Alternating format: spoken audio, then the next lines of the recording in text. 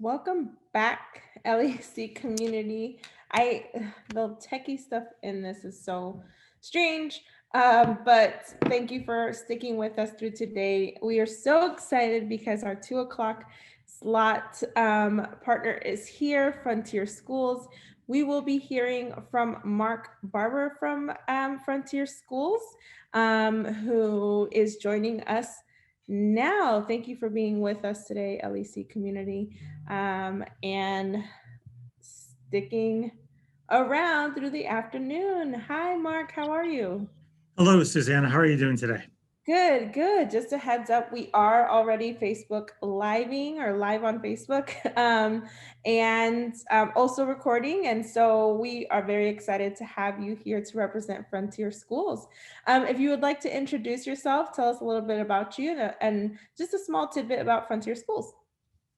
Well, great. Thank you again so much for this opportunity. So my name is Mark Barber. It is my 10th year at Frontier Schools and my first year as the principal at Frontier School of Innovation Elementary.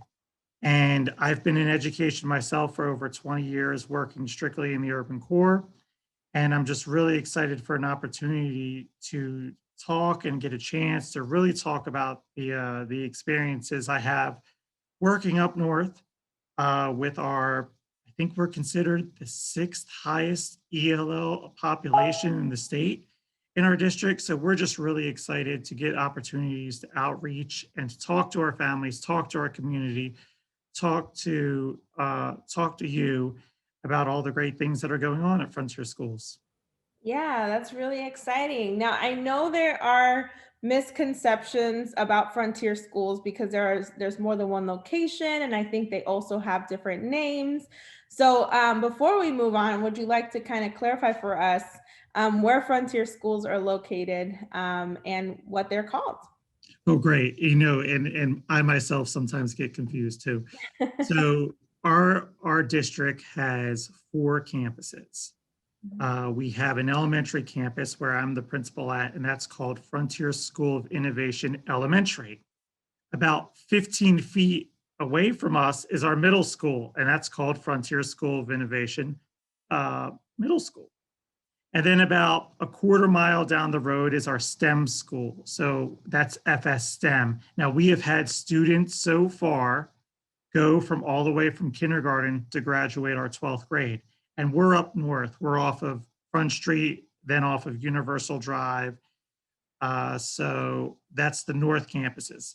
Our 4th campus is down south, and that's really close to UMKC. It's on 56th and Troost, and that's called Frontier School of Excellence. And that school houses between grades 6 to grades 12.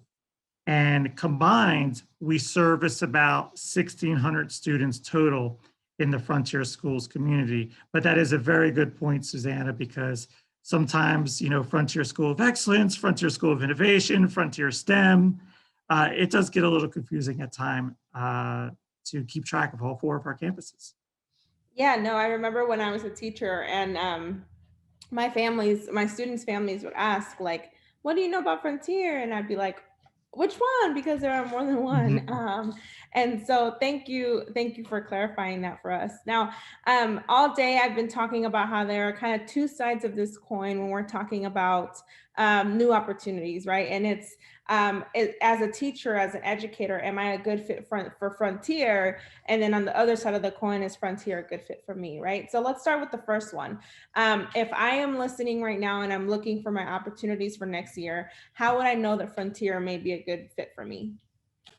Okay, are you thinking about the culture? Are you thinking about openings? What particular? Yeah, good question. Let's start with the culture and the openings we'll kind of hit at the end. Okay, so looking at our strategic plan, we always like to say we're the biggest charter school system in Kansas City, Missouri, and the second biggest in St. Louis. But our overall philosophy is we would like people to understand these 2 concepts. One, you are the culture. And 2, we want everybody to try to be better than they were the day before. So in order to be vibrant and innovative leaders, you have to understand two fundamental concepts. One, you're going to need to consistently grow. At our school, you cannot be stagnant. There are lots of changes that occur. There's lots of new ideas that we need to implement. And as a charter school, we have that flexibility to use those high leverage ideas for our students. And then to understand that even though we're a big charter school, your individuality matters so much, but you are the culture. You can contribute as an individual just as much as we all can to really make a vibrant and strong, innovative culture for our families who really need the very best. And we're hoping that any candidate that we find wants to work hard at helping our community thrive. I like that. I like that we drive our own cultures. And it's very true. I mean, when you get down to the root and the foundations of school systems, it's in those classrooms, right? And how each individual teacher and educator can make the difference for that classroom. Now, on the opposite side of things, when you sit in on interviews, or perhaps your team sits in on interviews, what are the things that stick out about the people that you go on to hire? Oh, these are great questions, Susanna. Thank you. So one thing that really stands out is the ability for live coaching. Can the person that we're talking to be coached live? Can they adjust on the fly? So for example, if they're doing a first five model for us and we say, okay, now let's take it again. Now let's take it again. Now try it this particular way. That flexibility shines out there, and that the positive way that they take feedback, that's something that we're particularly looking for. Another thing that stands out is can an applicant really talk about a time that they had a struggle and that they overcame this particular struggle? That struggle can be in a particular classroom, it could be communicating, it could be a struggle they had internally working in the school. And the more depth and the more detail that they could give, talking about somehow they overcame this particular struggle, I think those are just two things off the top of my head I know that my team and I look for in our interviews. Now, that's more in the second interview. The first interview is just a screening interview. We kind of ask the same questions that probably most other charter schools ask. But one thing we talk about in the screening interview is we're always looking at classroom management and your ability to adapt to the circumstances in front of you. Yeah, that's so imperative in education and in teaching. Things are so flexible. Is a nice word, right? Things happen, Mhm. change at the drop of a hat in classrooms. So speaking of your school, your elementary school, what openings do you have right now? What opportunities do you have, not just for classroom teachers, but perhaps paras and other support staff? Great, great. So we are currently looking for uh, elementary school teachers, and that's in grades K through 3. That's first and foremost. We would love to have more and more bilingual educators, and we're either looking for Spanish speakers, or if we can get really lucky, someone that speaks Somali. Uh, Past the teaching, we're consistently looking for paraprofessionals in the pre-K and K area that really want to not only help kids with their academics, but those social emotional things. And then our front office, we have a great front office, but we're consistently looking for bilingual speakers for our front office. And then there's various like IT jobs that come out, like a part-time IT person that works uh, some things in central office. I know they're looking for maybe a curriculum coach. And then finally, we are looking for a district gifted teacher for the upcoming school year. Oh, wow. Okay. Yeah, there's definitely a spectrum and a variety in the openings that you have. Now, if I was interested and you caught my eye in this career fair, how do I apply?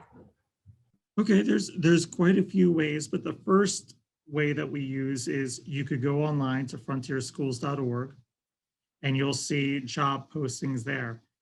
We also use indeed.com, which is a big part. In addition, we use moreap.net and to post our jobs too. But a lot of times we just get random submissions, random resumes and cover letters. And that's another way that people are just interested and they reach out and they send their information in. They could send that out to info@frontierschools.org. All the administrators take a look at any and all resumes that come in. And that's actually really helped us out too, because we know it's a very competitive market to get high quality staff in the building. There are many, many charter schools in there. There's many options for new and upcoming graduates to go to. And that competition, there are many ways to get in contact with us, but we do a lot of outreach with universities and we have a partnership with TFA, and I think KCTR is somebody we've worked with, and there's other various groups that we're talking to. But we know it's competitive out there, but those are just some of the ways that people have reached out to us or we reached out to them to be a part of the Frontier Schools community. That's awesome. That's great. That the ways to apply is more than one because the comfortability levels of people is different, right? So if you wanted to leave our community with one thought or one little tidbit, what would that be? Um, when you're identifying community, are you talking about strictly the Kansas City area? Like, So we are streaming to our social media, so the Latinx Education Collaborative. And so we have Latinx teachers and educators that are in our network, not just here in Kansas City, kind of nationwide, and not just Latinx, right? And so if you yeah. wanted to is there anything that you want to leave us with? Oh, I would just really say that, with the past 4 years, and there's been a big change in January, you know, we really need to think about how best we can help our communities thrive as we move forward. There are many challenges and burdens put onto our communities, and by taking those into consideration, we can still give the best, highest possible education there is. And we need educators who don't see the problems, but can necessarily see all the possibilities for all of our students. And we're really looking for the differences that we can make in our communities in order to, again, as I said, make sure that our communities have all the access that they possibly can get. And I feel that as educators, we can definitely help our kids and our families, grow towards as that access and give them possibilities that they might not get otherwise. And I do believe it takes that individual, as I said before, you are the culture as the educator. If you're the one advocating and pushing for your students' growth and making sure that they're getting better each and every single day by you helping them out, they're not only helping themselves out, but they could be also helping out their own families. And it's just a nice spiraling thing that you can see help out the overall communities that we serve and work with. Well, Mark, we totally appreciate the time you spent with us this afternoon, and we appreciate you speaking very well for Frontier Schools. I hope you have a great rest of your Friday and a great weekend. And thank you again. I really do appreciate this time. Again, anybody's interested in working at Frontier Schools, info@Frontier Schools, go to our website, frontierschools.org, and apply. And we would love to work with educators that really want to make a difference in our communities. Thank you so much for this opportunity, Susanna, and you have a great weekend as well. Thank you. Appreciate it. LEC community, those links and email addresses are in the comments right now. So if you are interested in Frontier Schools, check out our comments because I have placed those links there. Thank you so much to Mark for being with us this afternoon. Again, here's our survey link, leckc.org/survey. We would love to hear what you think about our event today, what is going well, what could be better, or really just in general, what's going well with the LEC, what could be better. I'm so excited that we have gotten the opportunity to bring 10 organizations so far to you, to your living room, to your office, to your school, to your screen. We have only 2 more organizations to present to you. Next, is it 2 or 3? Let me double check. It is 2. We have Hogan up next at 2:30, and then we will end off our day with the KC Pre-K Cooperative to tell us about their organization. Like I mentioned earlier, we obviously would love to have many more school systems and organizations represented here. And so if you are a representative of a school system who we did not feature today, either because of obviously time constraints, please reach out to me, Susanna at latinxedco.org. I would love to feature you in the future, or perhaps plan out a time for you to share with us your job opportunities. It is that time of the year right now where people are considering what their next steps are. So like I said, if you were not featured today, but you would like to be, email me, Susanna at latinxedco.org. Here in about 10-ish minutes, we will be with Dr. Shippey from Hogan, and we will see you then. See you in a little bit.